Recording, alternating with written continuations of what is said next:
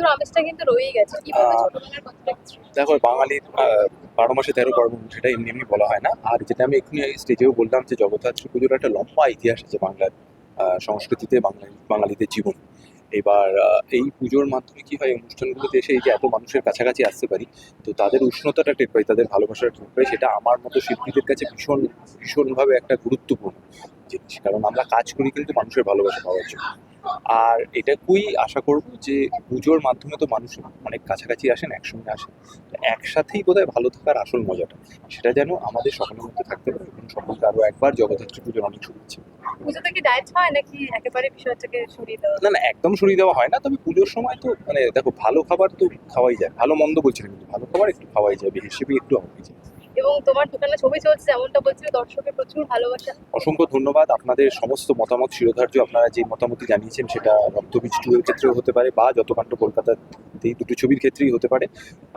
চেষ্টা করব আরও ভালো কাজ করার। তবে দুটি ছবিকে আপনারা যেভাবে দেখেছেন, যেভাবে আপনাদের মতামত দিয়েছেন, তার জন্য থ্যাংক ইউ। এটা খুব ছোট শব্দ, বাট তার বিষয়ে আমি সত্যি কিছু বলবো। Thank you very much. But আমি চেষ্টা করবো আরও পরিশ্রম করে আরও ভালো কাজ করবো। আমি তো জগদ্ধাত্রী পুজোয় তো শেষ পুজো, মানে বাঙালির ক্যালেন্ডারের অনুযায়ী দেখতে গেলে শেষ পুজো। কোথাও কি আবিদার একটু মন খারাপ হয়? দেখো, আমরা যাতে মন খারাপ না হয় সেই জন্যই কিন্তু দেখো, যখন দুর্গাপুজো শেষ হয়ে আসে মন খারাপ হয়, তখন মনে হয় তো সামনে কালী পুজো আছে, কালী পুজো যখন এবার কি, এবার ভাইফোঁটা আছে, জগদ্ধাত্রী পুজো আছে, তো একটা মন খারাপ থাকবে। তবে আমার মনে হয় পরে এখন আমাদের সামনে আমাদের ইন্টারন্যাশনাল ফিল্ম ফেস্টিভ্যাল আছে, তারপরে বড়দিন আছে। সো কোথাও গিয়ে আমাদের আনন্দের খোরাক বা আনন্দের সূত্রগুলো আমাদেরই খুঁজে নিতে হবে। আগে হাত জোর করে মা ছোটবেলায় বলতে শিখিয়েছিল যে সবাইকে ভালো রেখো, এই কথাটা যেন আগে বলে। আর বিদ্যা দাও, বুদ্ধি দাও, শান্তি দাও। না, তখন বোধহয় শান্তির ব্যাপারটা ছিল না। যত বড় হয়েছি তত শান্তি চাইতে হয় এখন ঠাকুরের কাছে আলাদা করে। কিন্তু ছোটবেলায় হচ্ছে খুব ভীষণ করে বিদ্যা দাও, বুদ্ধি দাও, আর হচ্ছে যে সবাইকে ভালো রেখো ঠাকুর। এটা ছোটবেলায় বলতাম। গিয়ে ওই আর কি অসুরের পা থেকে শুরু করে ইঁদুর, ময়ূর, ছোটবেলায় বা দুর্গা ঠাকুরের সামনে যাদের বাহন, সবাইকে গিয়ে প্রণাম করতাম আমরা। এই আমি মাইকটা কি শুনলাম, ঠিক আছে? তো সেইটার একটা ছোটবেলায় এখন এলেও ঠাকুরের কাছে এলেই মনে হয় যে। আর একটা ছিল প্যান্ডেলের ভিতরে লুকোচুরি খেলা। যখন প্যান্ডেল বাঁধা হচ্ছে আর প্যান্ডেল খোলা হচ্ছে, দুটোর সময় এই যে নিচের যে জায়গাগুলো, ওটার ভেতর দিয়ে কে কত গুপ্ত স্থান বের করতে পারে প্যান্ডেলের ভিতর থেকে, বাচ্চাদের একটা খেলা থাকে না, সেই খেলাটা খেলতে খুব মজা লাগতো।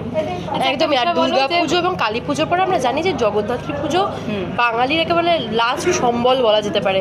তো সেইটা ভাবলে কতটা সোহিনীদির মন খারাপ হয়?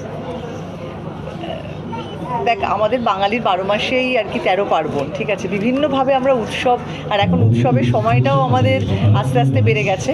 আমার জগদ্ধাত্রী পুজোর সাথে একটি স্মৃতির খুব হচ্ছে, সেটা হচ্ছে আমার বাড়ি খড়দায়।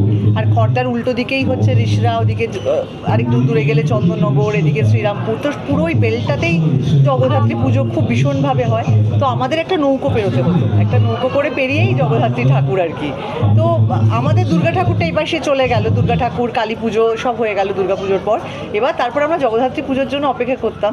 অপেক্ষা করার আরেকটা বড় কারণ হচ্ছে পড়াশোনা করতে হবে না। সন্ধেবেলায় বেরোনো মানেই হচ্ছে আজকে আর পড়াশোনাটা ফাঁকি দেওয়া যায় খুব ভালোভাবে। তখন কিন্তু এত ছবি টবি তোলার তো চল ছিল না যে ঠাকুর দেখতে বেরোচ্ছে, মানে কোথায় আর মোবাইল তখন। তো তখন হচ্ছে মেনলি হচ্ছে পড়াশোনায় ফাঁকি দেওয়া আর একটু খাওয়া দাওয়া করা। যত রকমের বাইরের সব আছে আর কি খাবার দাবার, সেগুলো কতটা খাওয়া যায় সেজে গুজে বেরোনো, এটাই হচ্ছে মূল মোটিভ ছিল। No diet? ছোটবেলায় ডায়েট এই সমস্ত শব্দ কয়েক বছর হলো এসছে, তাও এই সব এখন কি ডায়েট করা হয় নাকি? এই আমি কয়েকদিন হলো ডায়েট করছি একটু।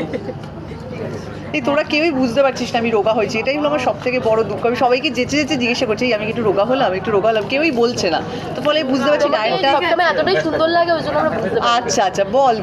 ঠাকুরের সামনে মিথ্যা কথা বলতে নেই কিন্তু, জানিস তো? ঠাকুর পাপ দেয়। ঠিক আছে, থ্যাংক ইউ।